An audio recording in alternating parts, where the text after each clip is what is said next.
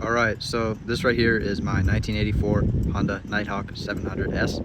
I'm going to walk around it, I'm going to talk about it, and I'm going to start it up too.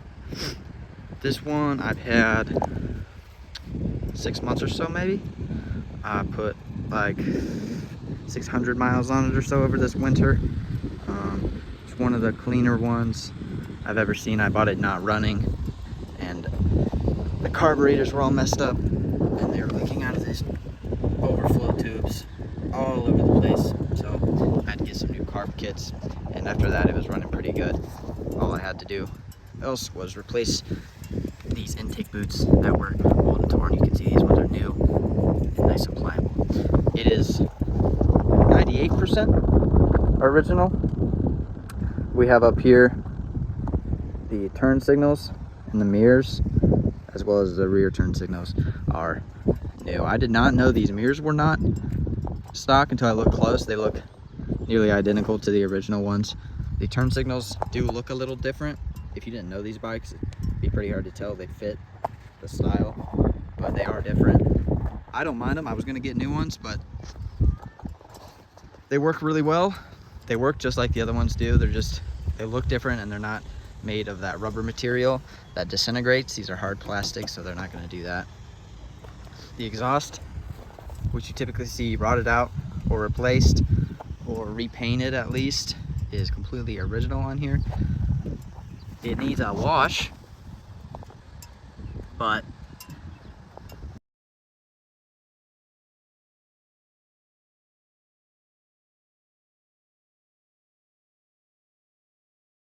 the mufflers are a lot better than the headers look. Very shiny. They could do with a little clean as well, but yep, original paint, stickers, decals, seat, lights, grips, mini fairing, windshield, everything is original. This is often clouded over and completely worthless as a windscreen, but this is completely see-through. There's really no wear on that. There's no yellowing or oxidization of the headlight. Yeah, tires are new, of course, but other than that, these are top of the line Continentals. When I got them, they had the nubs all over them still. They still do a little bit, you can see right there, but I think the guy I bought them from only had them on there since he got it, and he never got it riding right. He only rode it 100 miles in the time that he had it. You can see I have a little bit of buffing compound left. I washed it and buffed it about a week or so ago. Unfortunately, when you ride it, you get some bugs, but yeah, here we are at 15,083 miles. I filled it up yesterday, so I've done 31 miles on this tank. You can see the needle right here is broken. The clutch cable, or not the clutch cable, the speedometer cable was worn out, and it was really dry and it wasn't greased, so the speedometer wasn't working correctly when I bought it, and unfortunately, the second time I rode it, I think the internals of the speedometer cable got messed up in here, and they spun the needle all the way around, and it hit the little stopper. See it right there above the 0, a little black stopper, and it snapped the needle. I was gonna replace it, but it works just fine as it is. You can tell what speed you're going. Yeah, original switch box on both sides. You can see a little wear right here. It came with 2 keys, so you would ride it around with 2 keys, and you can tell how that wore it off. So I replaced that. I put one little, this is from the people I get my parts from, but it's plastic, so it's not going to do that. I took that other key off and I stored it away so it didn't erode the rest of it. I put a phone mount on there, but yeah. Turn the bike. You can see the gas cap here. It does have a little gas wear on it, but the inside of the tank, not really visible, but very clean on the inside. That was a plus for something that's been sitting like this for so long. It only has 15,000 miles on it, and it's sat not running, but the tank is remarkably clean. You can see on the outside how clean it is as well.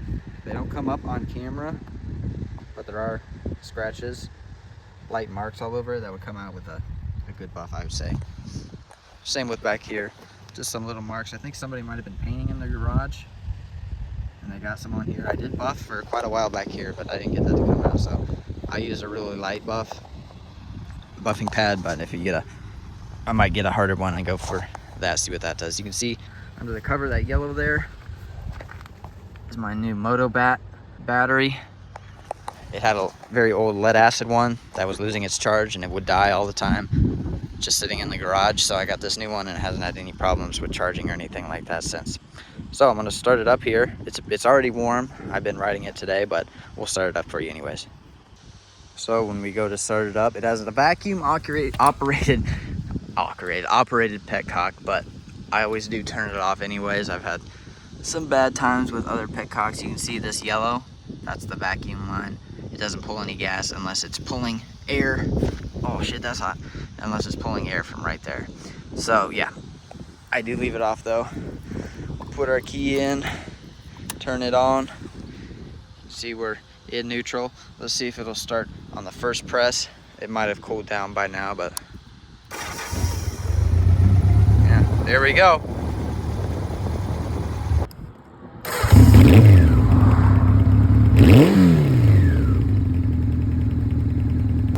Purrs like a kitten.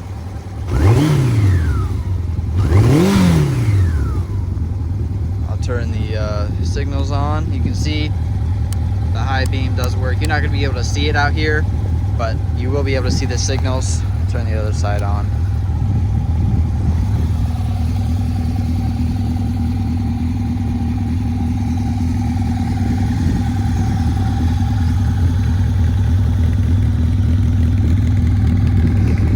Let's see if we can get some exhaust noise here.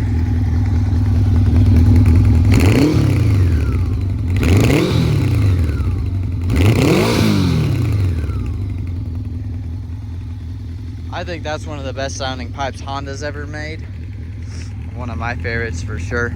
Up there with the original 750s. I'll turn this off. Yeah, here we go. Idle's right at 1200 or so. I'm not sure what the manual says, but yeah, this is a great bike. Probably one of the best bikes ever made, at least by Honda, but I say made by anybody, period. Got adjustable preload down here on your forks, dual front brakes, a drum in the rear with adjustable preload on those shocks as well. How about we take it for a ride? Alright guys, so we're going to take it for a ride here. I'm going to talk just a little bit about how the bike handles and rides, and then I'll let you guys just sit back and watch. So here we are, again, started right up. Click into first gear here. First gear is definitely my least favorite of all the gears on this bike. It's really only useful when taking off from a stop. Other than that, it's pretty worthless. Second and third gear are a lot better. That's where you get most of your power. Now, speaking of power, if you've looked at these bikes, you've probably heard people say that the power comes on real high in that rev range, around 8,000 or 9,000 RPM. That's where you get a lot of that torque. Here we are in second and third, fourth, and then fifth, I think, something like that. We got up to 60 real quick there, just on this little back road. Then we're going to take it down as we approach this little 10-mile-an-hour curve. So yeah, that torque range, that power band, sorry, comes on around 8,000 RPM or so. It's not completely gutless below that, but when you hit that 8,000 mark, you really start to feel it pull away from you a little bit there. So we get up to fifth gear here, I think just barely 70 on this little stretch before we come to a stop sign. Yeah, so 80 horsepower, 1984. It's pretty impressive. They crammed that into a 700cc bike, but it's great. It's got the perfect amount of power, I think. Definitely exactly what I was looking for.